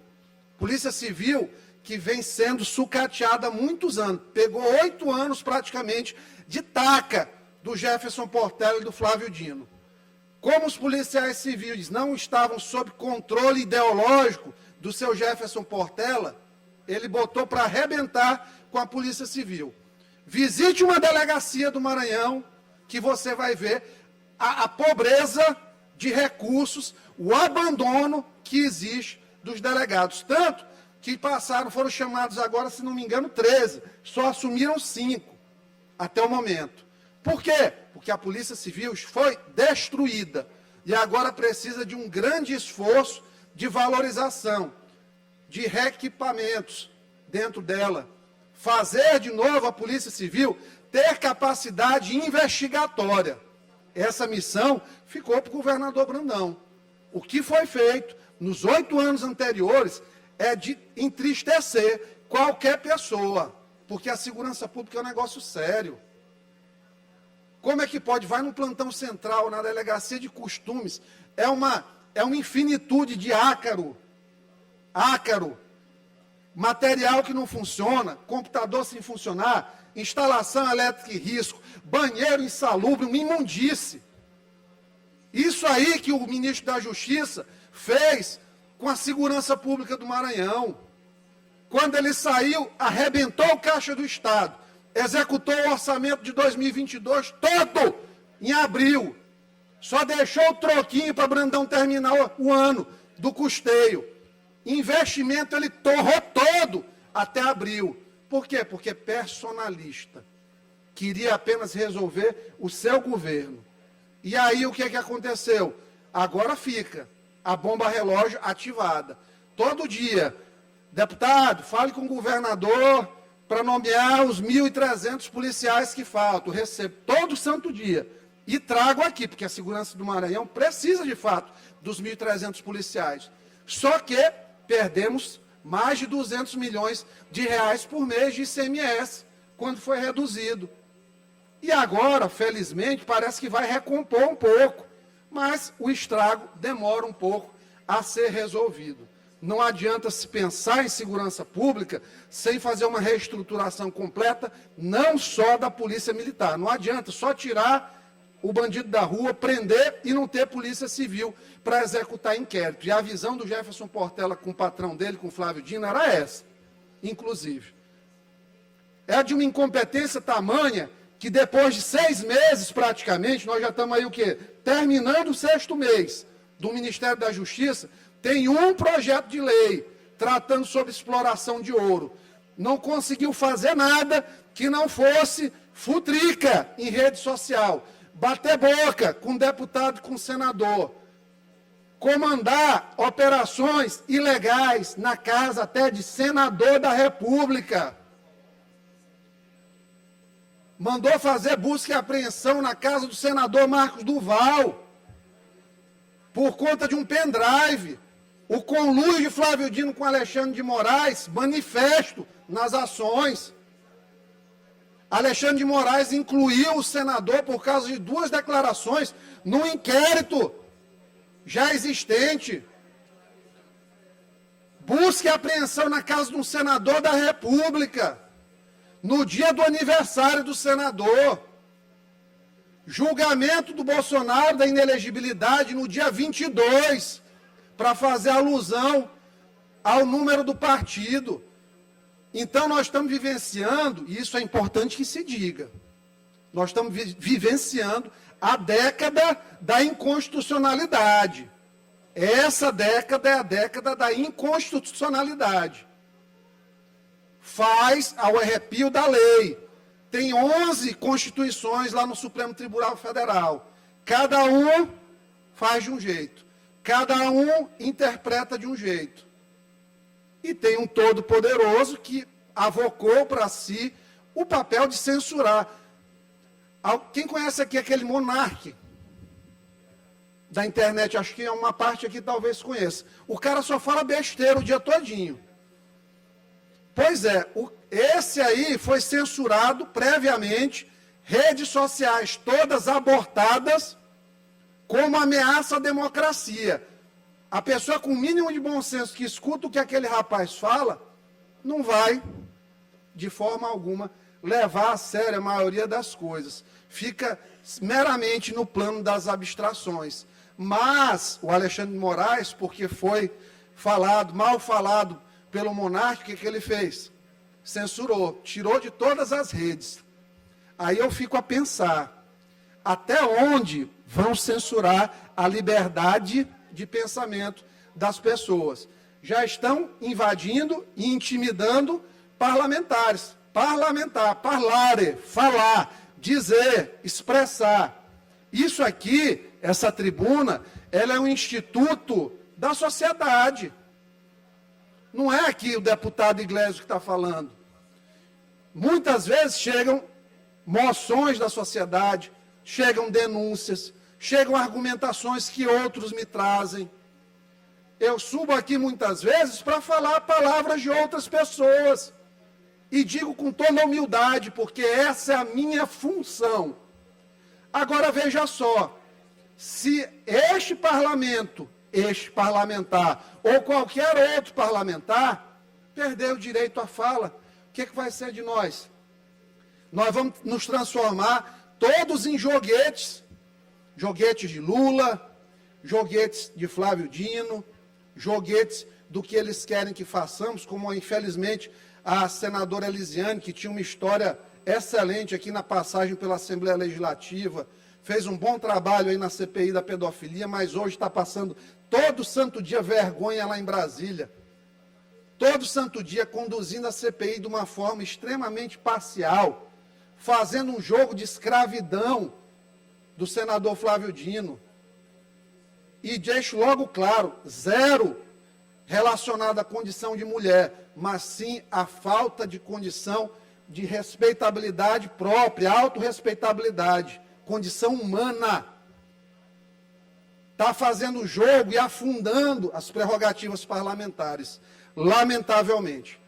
Então, eu não sei até onde vai, daqui a pouco, o nosso direito de fala.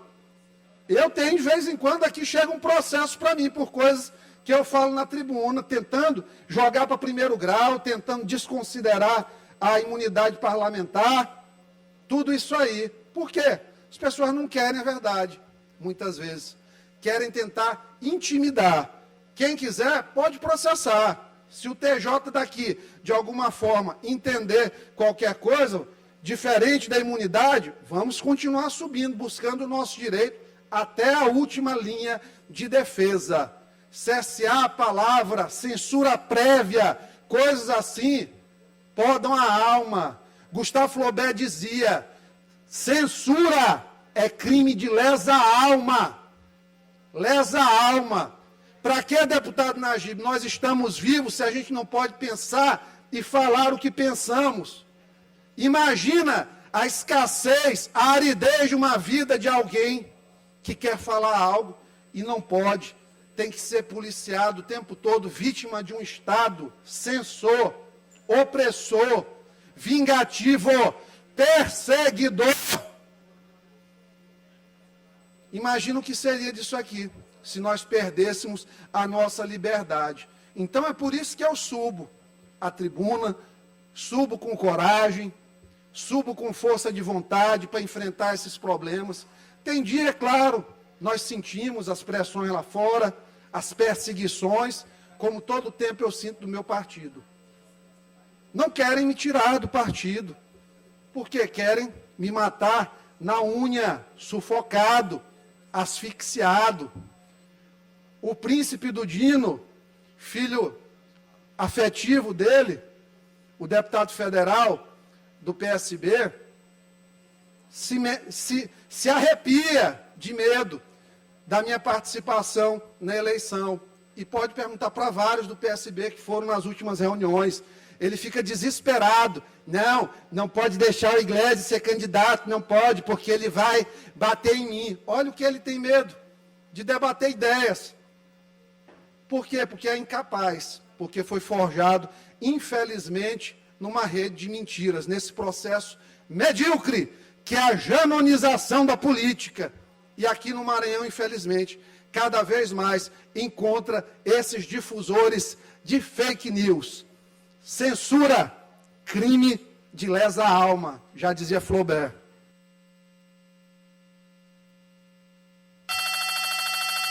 Apenas para esclarecer o plenário, o deputado Dr. Iglesias solicitou desta presidência e encaminhou imagem à TV Assembleia, que é responsável pela exibição no painel eletrônico do plenário, nos termos do nosso regimento interno, a imagem que tem sido, me parece, reproduzida pela imprensa, da policial maranhense que foi fazer um treinamento no Ceará e lá teria sido agredida pelo instrutor. Pela leitura que eu já constatei na imprensa, isso já é objeto de inquérito policial lá no Ceará, também é objeto de inquérito policial aqui no Maranhão e providências que estão sendo tomadas na Corregedoria da Polícia Civil do Ceará. São imagens fortes, impactantes, é bem verdade, mas que apresentam a policial que foi agredida com as nádegas à mostra de roupa íntima. E em razão disso, eu solicitei, na verdade, ao deputado Iglesias que não insistisse na exibição dessa imagem. Ele me disse que insistiria e eu adiantei ao deputado Dr. Iglesias que nos termos da nossa Constituição, no artigo 5º, inciso 10 da Constituição, que diz que são invioláveis a intimidade, a vida privada, a honra e a imagem das pessoas.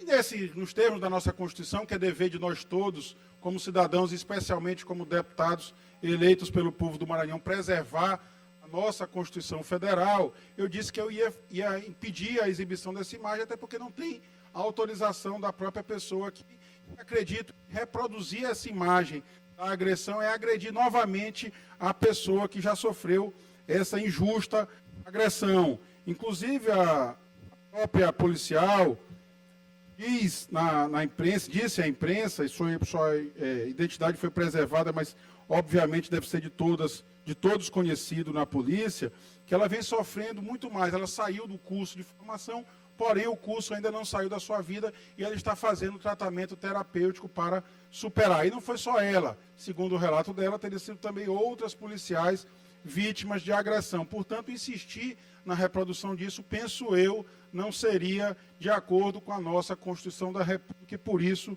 eu indeferi, eu sugeri ao deputado que não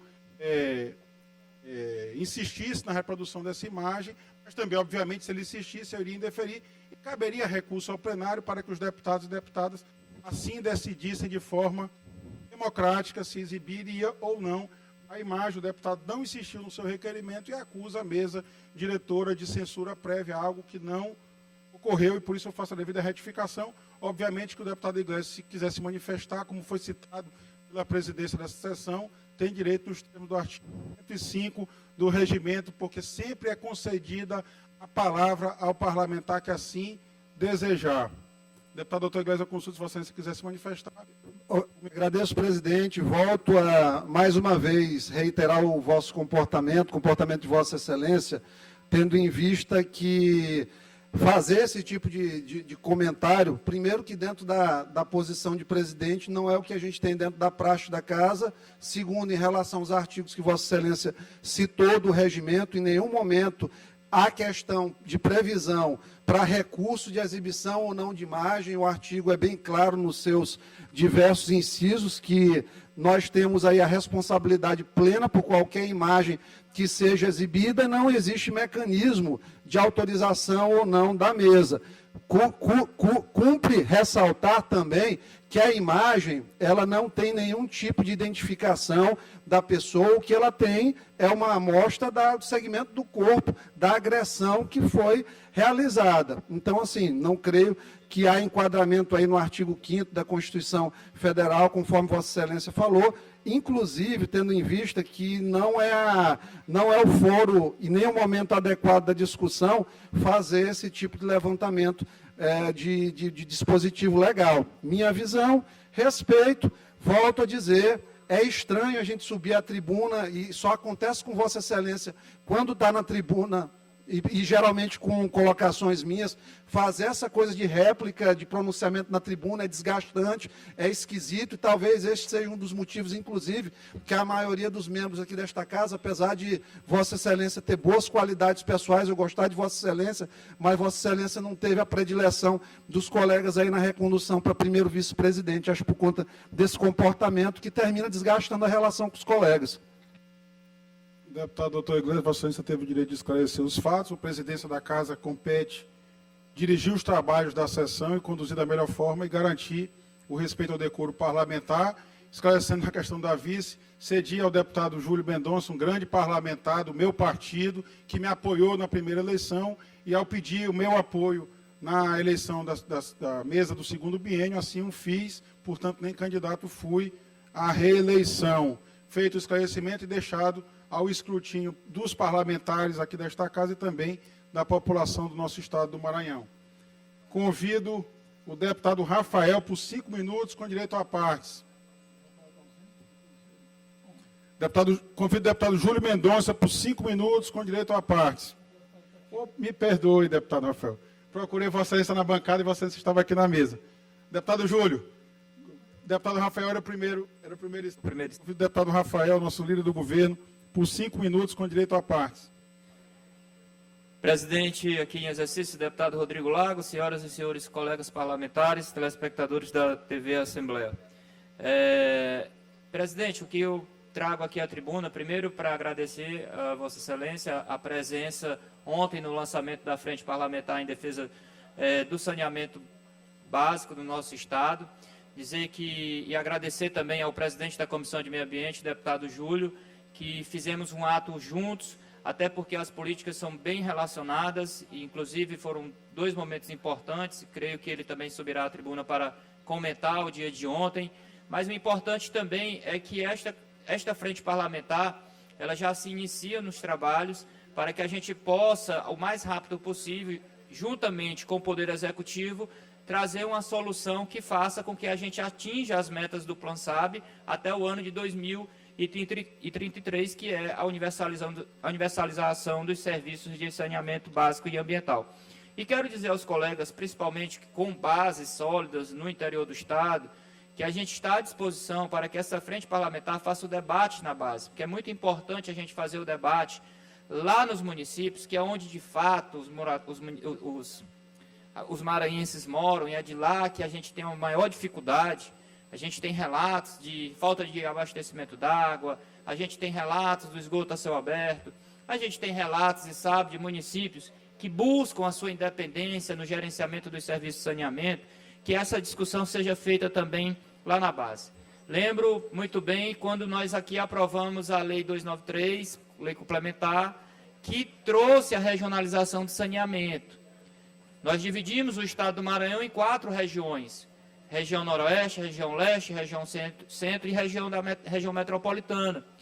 Saber se esse cenário, se essa modelagem, deputada Janaína, é o adequado, ou se a gente precisa atualizar a discussão, até porque o marco regulatório, que é a Lei 14.026, que foi aprovada pelo Congresso, ela impôs aos estados essa regionalização.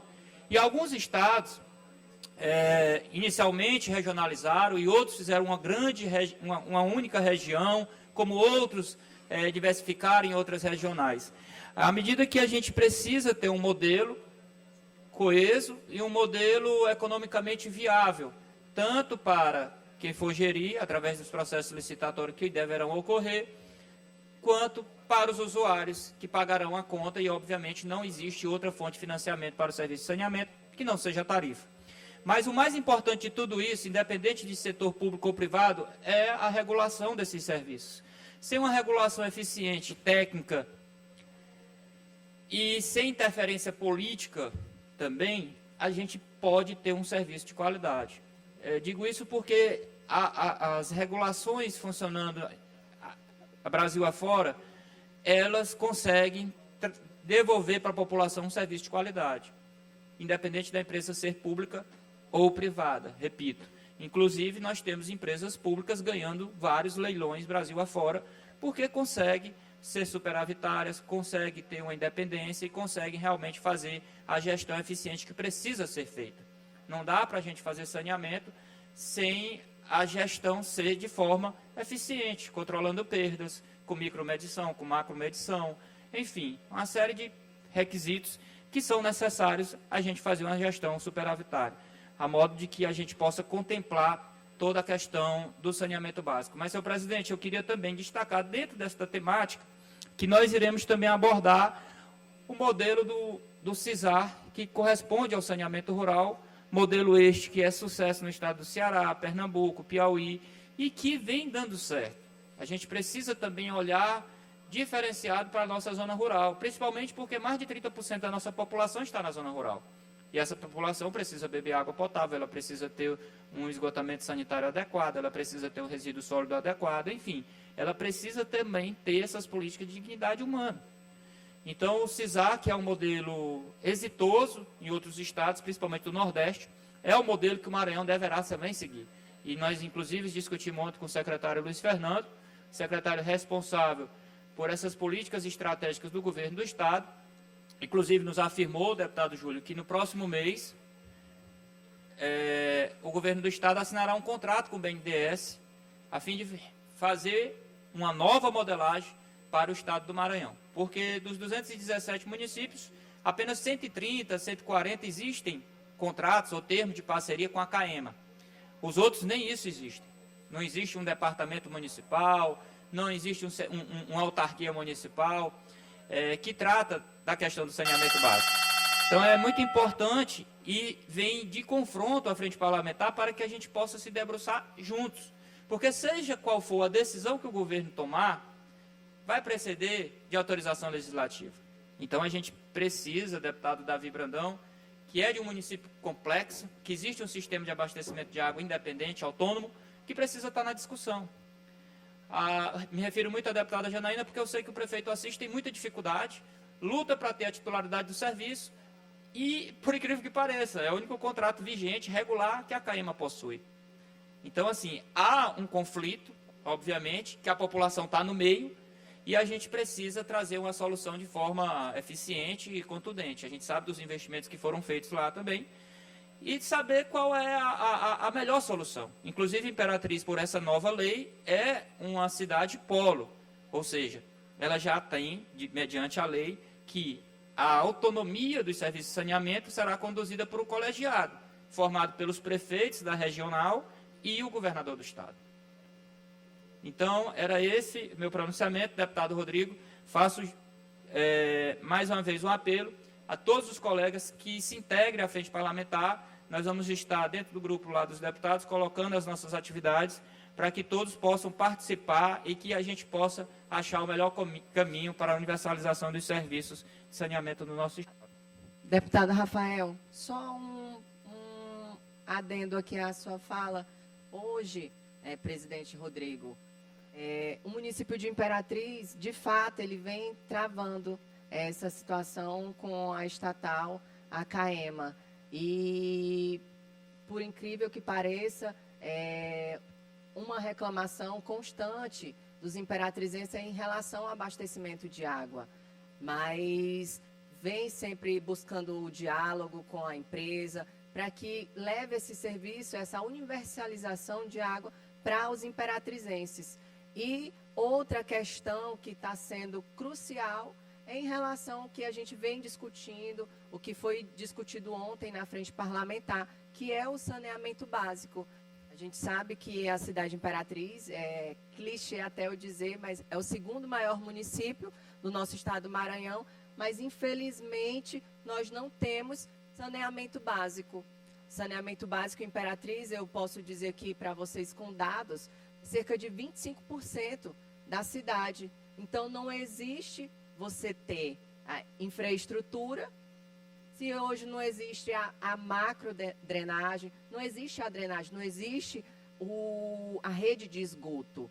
Então, é como se a gente fosse colocar um piso, uma cerâmica na nossa casa, mas que por baixo não tivesse uma rede de esgoto. Acaba que aquele asfalto, ali ele não vai ter durabilidade. Então, é sempre nesse ponto que a gente vem conversando, dialogando, e também pelo fato do outro lado, que é saúde. Né? Saúde pública, saúde da população.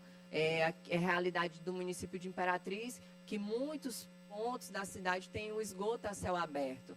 Então, a gente vem sempre buscando esse diálogo. Houve uma audiência pública, eu sei que você tomou conhecimento, deputado Rafael, na cidade de Imperatriz, com o superintendente de lá, a CAEMA, com o Adonilson, com o secretário de Infraestrutura, o Fábio Hernandes, e demais representantes da sociedade civil, a fim de que chegasse em um acordo. Porque o que o imperatrizense quer hoje, de fato, é um serviço de qualidade. E não é nada contra a empresa, a CAEMA, mas sim buscam a qualidade no serviço, né? O saneamento básico, a prestação do serviço de água de qualidade, a regulação. Isso. Só para finalizar, deputado Rodrigo, a deputada Janaína fala, inclusive, como consumidora, né, da empresa de água e de esgoto. Mas, assim, eu quero destacar também os investimentos que o governo do estado tem conseguido avançar, tanto nas últimas obras que entregou e que irá entregar. Aqui, primeiro a ET do Rio Anil, que foi entregue aqui junto com o ministro das cidades, que conseguiu concluir a obra com recursos 50% do governo do estado, 50% do governo federal, a obra de abastecimento da água do município de Chapadinha e a obra do abastecimento da água de Pinheiro. O que ocorre também é que, além de todos esses investimentos, ocorre também a situação da gestão desses serviços. A Constituição é bem clara quando fala da titularidade, que é, obviamente, do prefeito. Mas existem municípios que são inviáveis economicamente, que precisam de aporte financeiro, seja do governo do Estado, seja de orçamento geral da União, enfim. Imperatriz é uma cidade economicamente viável pela população que ali existe.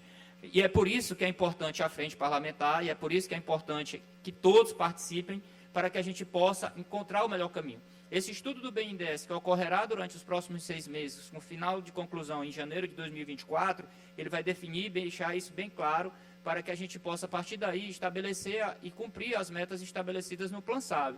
Creio que este contrato atualizado da CAEM entre o município de Imperatriz estejam ali as metas. Se não houver, é necessário fazer reajustes para que essas metas sejam cumpridas nesse intervalo de tempo. Presidente, obrigado pela complacência. Eu agradeço o deputado Rafael, tempo que também parabenizo novamente, esclarecendo que ontem nós fizemos a reunião na Comissão de Meio Ambiente, presidida pelo deputado Júlio, 2 temas importantíssimos, que era a questão dos resíduos sólidos e também da questão do saneamento, da instalação da frente parlamentar pelo saneamento básico do nosso Estado, vários deputados e deputadas presentes naquela importante audiência pública. Convido o deputado Júlio Mendonça por 5 minutos, com direito a partes.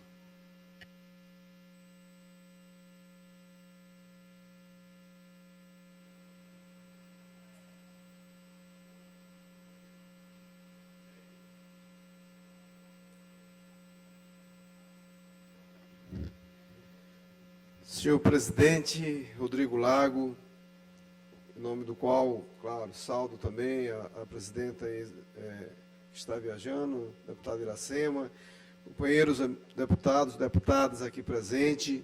Primeiro, é importante, internautas, imprensa, servidores aqui da nossa casa, importante que cada vez que eu subo aqui, eu peço que Deus me ilumine, me dê coerência, porque esse parlamento é a continuação da vida. Deputado Rodrigo, eu quero primeiro lhe parabenizar pela maturidade, pela coerência, pelo bom senso de conduzir com equilíbrio, com serenidade, não se deixando levar por provocações, porque nós, deputados, temos uma missão maior, deputado Júnior França, do que ficarmos por besteira, por bobagem, ficarmos perdendo tempo aqui. Então, você deu uma demonstração de maturidade, serenidade política, quando, de fato, conduz, né, a presidência com base no regimento e, acima de tudo, com base no bom senso e o respeito pelas pessoas que nos colocaram aqui. Quero aqui aproveitar para falar, de fato, e parabenizar o deputado Rafael Leitoa, deputado Rafael, por conduzir, né, por presidir a frente parlamentar em defesa do saneamento. Ontem, na comissão, na audiência pública puxada por a Comissão do Meio Ambiente, que contamos com a sua honrosa presença, deputado Rodrigo, entre outros deputados aqui que estiveram conosco. Agradeço, em nome da comissão, a todos e a todos os deputados, aos secretários de governo, presidente de órgãos, sociedade civil organizada, que puderam, juntamente conosco, elaborar e constituir uma diretriz dentro da política de resíduos sólidos, que viemos trabalhando há algum tempo, que está se materializando através dessa diretriz, que, inclusive, com diálogo com o Executivo, coordenado pela SEMA, onde o presidente, o secretário Pedro Chagas, em breve, irá apresentar o plano de resíduos sólidos do Maranhão, em consonância com tudo que nós colocamos ontem.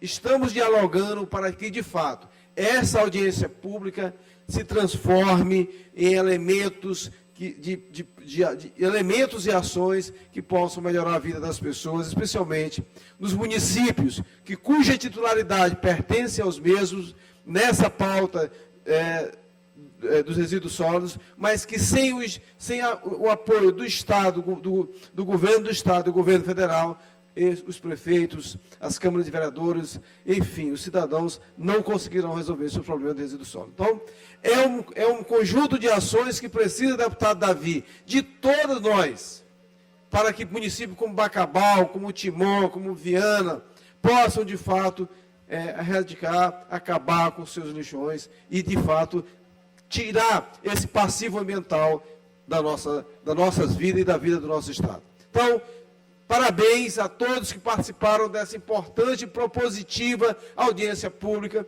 num debate de alto nível, de muita responsabilidade e com encaminhamentos claros, que culminaram com o que eu acabei de falar, que em breve estaremos esperando na Comissão do Meio Ambiente, que o Poder Executivo, coordenado pelo governador Brandão, do qual eu passei uma mensagem de manhã ao governador, pedindo acessibilidade, pedindo que possa, juntamente, através da SEMA, da AGEM, possamos encampar essa luta para que daqui a 3 anos não tenha mais um lixão a céu aberto no nosso Estado. É um desafio de todos nós, não é só do governo Brandão, mas é de todos nós. Começado pela essa bela experiência com o governador Flávio Dino, aqui na região metropolitana, numa PPP com a empresa Titara, onde hoje nós já, 25% da população maranhense já consegue ter um destino correto dos seus resíduos. Então, precisamos celebrar isso, comemorar, mas, acima de tudo, fazer com que essas ações simples transformem a gente em atores, de fato, e essa presença dessa Assembleia nessa pauta é muito importante. Outra coisa, por final, eu quero salientar, foi a reunião da Comissão de Educação, o deputado Rodrigo, o senhor, o deputado Rafael e outros deputados aqui também estiveram presentes, coordenado pelo nosso querido deputado Ricardo Arruda, onde nós pudemos ver o quanto a UEMA, que eu sou egresso da UEMA, como aluno, como professor também durante 3 anos, o quanto a UEMA é importante para o desenvolvimento desse Estado. É uma importância onde nós temos hoje, inclusive, 80%, deputado Janaína, dos egressos na UEMA são advindos de escola pública. Isso é uma sinalização de que, de fato, a UEMA cumpre um papel fundamental de pesquisa, de extensão, nos seus campos espalhados por esse Maranhão, e nesta casa precisa, sim, estar ombreada para que, de fato, o orçamento da UEMA seja executado, de fato, esse diálogo seja permanente, de fato, a gente possa buscar a parceria dos prefeitos para que a gente possa universalizar o ensino superior no nosso Estado. Claro, é um sonho, não vamos conseguir alcançar isso de imediato. Como o próprio UEMA, o reitor Walter Canales, que eu quero agradecer muito ao reitor Walter Canales e todos os pró-reitores, todos os professores que estiveram conosco. Né? Hoje a UEMA forma em torno de 10 doutores por ano. O Maranhão ainda detém os piores indicadores ainda em torno de pós-graduação, mas nós vamos sim, a curto prazo, e aí a sinalização da UEMA, que daqui a 1 ano, 2 anos, né, esse número de doutores vai quadruplicar, né, e fazendo com que o Maranhão consiga, já a passos largos, né, mudar de posição com esses indicadores que temos. Então, é uma luta de todos nós. Quero registrar a presença do corpo docente, da diretoria, da reitoria da UEMA aqui, e dizer que nós precisamos fazer, deputado Rafael, com que esse diálogo aconteça de muitas vezes, você que adjumou, fez, inclusive, reivindicações para que a UEMA possa atuar de forma melhor em Timóteo na região, como eu faço para a Baixada, a importante do campus de São Bento, que nós precisamos reestruturar, em Bacabal, que tem uma função, deputado Davi, também muito importante. Então, irmane-se nessa luta com todos nós, para que, de fato, essa UEMA possa chegar e cumprindo sua missão nos 4 cantos do Maranhão. Muito obrigado e vamos trabalhar com muita fé e muita luz. Eu agradeço penhoradamente as palavras sempre generosas do deputado Júlio Mendonça quanto à minha pessoa, ele que é um camarada do meu partido, um grande companheiro, foi meu colega de governo durante os 7 anos e 3 meses que eu integrei o governo do Estado do Maranhão como secretário de Estado. Nenhum orador mais inscrito no tempo dos blocos, nem no expediente final, nada mais havendo a tratar, declaro encerrada a presente sessão.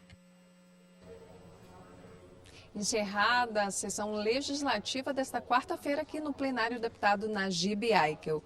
Mais detalhes de tudo o que aconteceu durante a manhã desta quarta aqui na Assembleia Legislativa, você acompanha no Assembleia em Foco, primeira edição, a partir de 1 da tarde. Continue com a nossa programação.